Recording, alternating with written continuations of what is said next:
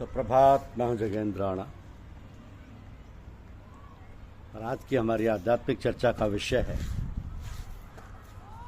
सुखमय आदर्श जीवन। सुखमय आदर्श जीवन।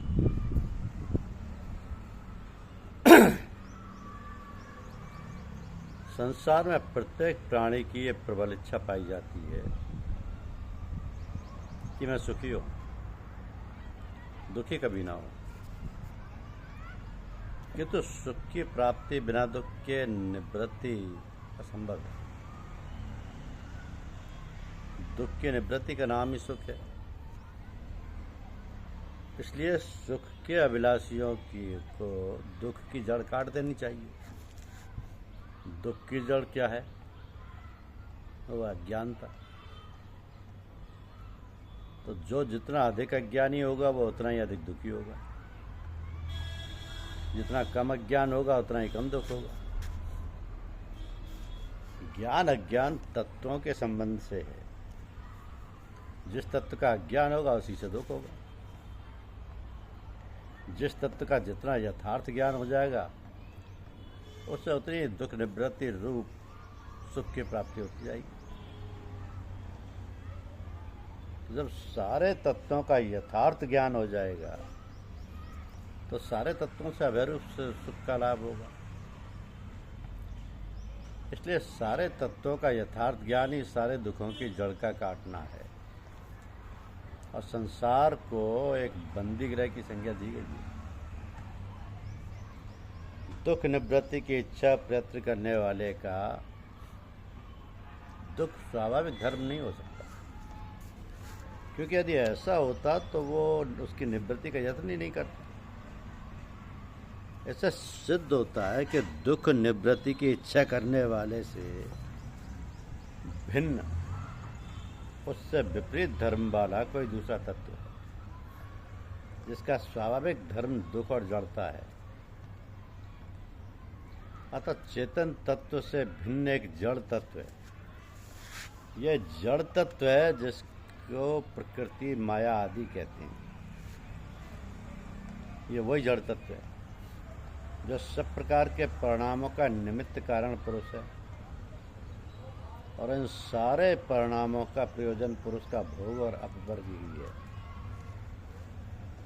तो जड़ तत्व प्रधान अव्यक्त अर्थात मूल प्रकृति त्रिगुणात्मक है, जो सत्व रजस और तमस इन तीनों गुणों की न्यूनाधिकता से विषमता को प्राप्त होती है।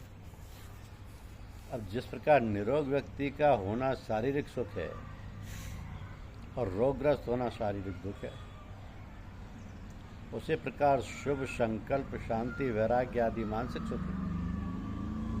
ईर्ष्या घृणा तृष्णा राग द्वेष आदि मानसिक दुख है। अब योग सारे संप्रदायों और मत मतांतर के पक्षपात और वाद विवाद से रहित सार्वभौम धर्म है, जो तत्व का ज्ञान स्वयं अनुभव द्वारा प्राप्त होना सिखलाता है और मनुष्य को उसके अंतिम ध्येय तक पहुंचाता है। तो योग चित्त की वृत्तियों का रोकना है। मोटे शब्दों में कहा जाए कि योग स्थूलता से सूक्ष्मता की ओर जाना अर्थात बाहर से अंतर्मुख होना है। और वर्तमान समय में योग के अनेक मार्ग हो गए। कुछ संत महात्मा अपने साधक को कठिन से कठिन तपस्या कराते हैं, किंतु वर्तमान समय ऐसा भौतिक सुख में लिप्त मानव समाज में इतनी क्षमता नहीं रह गई है कि वो कठिन से कठिन दुर्गम मार्ग पर चल सके। इसलिए कुछ दयालु कृपालु संत महात्माओं ने वर्तमान समय के अनुसार योग मार्ग का सरलीकरण कर दिया है। अष्टांग योग, बहिरंग साधन, यम नियम, आसन प्राणायाम और प्रत्याहार नियंत्रण साधन, धारणा ध्यान व समाधि द्वारा चित्त की वृत्ति रूपी चित्रों को वास्तविक स्वरूप का साक्षात्कार होता है। जिस प्रकार स्नान हेतु कुछ मानव वर्ग प्रथम पैर पर पानी डालकर हाथ आदि धोकर बाद में सिर पर स्नान हेतु पानी डालते हैं, किंतु कुछ मानव वर्ग सीधे सिर पर पानी डालकर स्नान करते हैं, उसी प्रकार योग मार्ग को सरलीकरण करने वाले दयालु कृपालु महात्मा सीधे साधक के सर पर पानी डालकर स्नान करते हैं। ताकि सर से गुजरने वाले जल से संपूर्ण शरीर की सफाई हो जाए। तो धारणा, ध्यान, समाधि तीनों एक ही संयम रूप क्रिया के भाग हैं। अर्थात किसी विषय में चित्त का ठहरना, चित्त को ठहराना धारणा है। लगातार उसी विषय में चित्त ठहरा रहे उसी को ध्यान कहते हैं। जब वही ध्यान इतना सूक्ष्म और तल्लीनता के साथ हो जाए कि ध्यान करने वाले को ध्येय विषय के अतिरिक्त और कुछ भी सुध बुध ना रहे, तब उसी ध्यान की अवस्था को समाधि कहते हैं। तो समर्थ सद्गुरु महाराज अपने सम्मुख सुखासन से साधक को बैठाकर अपनी प्रबल दृढ़ संकल्प शक्ति से साधक के चित्त को सुचित्त कर उसके हृदय में ए जप्पा जाप नाम मंत्र का बीज बोकर धारणा की स्थिति को परपक्व करते हुए ध्यान कराते हैं। उसी ध्यान की स्थिति को निरंतरता की अधिकता से साधक को समाधि तक की सैर करा देते हैं, जिससे साधक कृतकृत हो जाता है और निरंतर धारणा, ध्यान व समाधि का अभ्यास करते करते साधक अपने मार्ग में अग्रसर हो जाता है। तो पहला व सबसे कठिन काम धारणा है, जिसे दयालु कृपालु महात्मा अपनी दृढ़ संकल्प शक्ति द्वारा उसे सरल बना देते हैं। अब विश्व भर में उस समय ध्यान के प्रति गहरा आकर्षण है। योग, भक्ति और ज्ञान के प्रति उत्सुकता भी ध्यान से ही प्रेरित है। विश्राम के लिए ध्यान की शरण में जाने के अलावा और कोई विकल्प नहीं है। तो ध्यान की प्रथम सिद्धि है चित्त को विश्राम, इसके पश्चात संप्रज्ञात व आत्म संप्रज्ञात समाधि आदि की आगे की चीज़ें। जिस प्रकार किसी का नाम याद आते हुए उसकी शक्ल सामने आ जाती है, उसी प्रकार साधक जो उसके हृदय में नाम मंत्र बीज को बोया गया है, उसका निरंतर अभ्यास करते करते ए जपा जाप का अभ्यास ही बन जाता है, जिससे सर्वदा उसकी पूजा चालू रहती है। तो समय समय में शिथिलता बरतने से साधक आलसी प्रमादी बनता है। समय का सदुपयोग सुनियोजित श्रम से ही किया जा सकता है, तो साधक को सावधान रहना चाहिए। सतत समर्पण ही भक्ति है। आत्मा का परमात्मा के प्रति, शिष्य का गुरु के प्रति समर्पण में भक्ति की यथार्थता और सार्थकता है।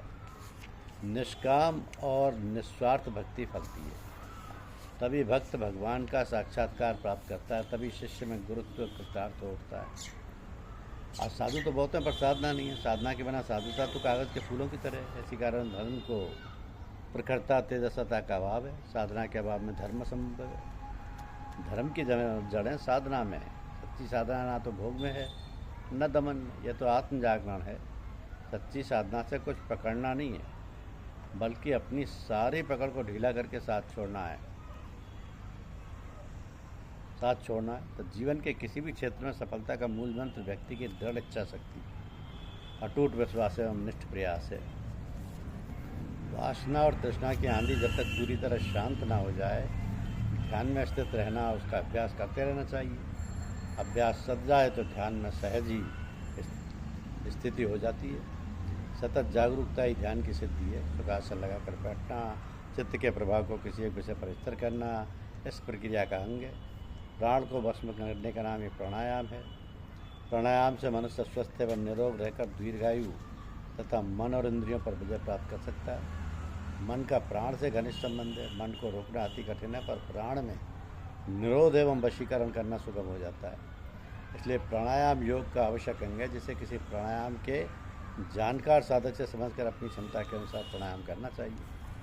तो साधक को अपनी अकर्मण्यता पर सोने की चादर डालकर उसे शरणागति का नाम देना उचित नहीं है। शरणागति तो निष्काम कर्म के तीव्र वेग से उपजी सात्विक भावना है, अकर्मण्यता नहीं। किसी भी प्रकार की आध्यात्मिक अनुभूति के पीछे रहस्य है अदम्य साहस, सर्वथा भयहीन साहस। इस सत्य को पहचानने पर ही जीवन का सार्थक सदुपयोग संभव है।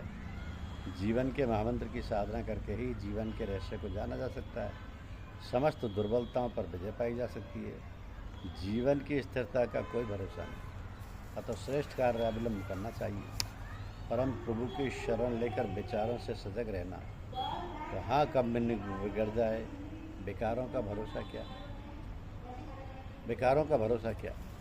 लिखा है कि सारे जहाँ के मालिक तेरा ही आसरा है, राजी हैं हम उसी में जिसमें तेरी रजा है।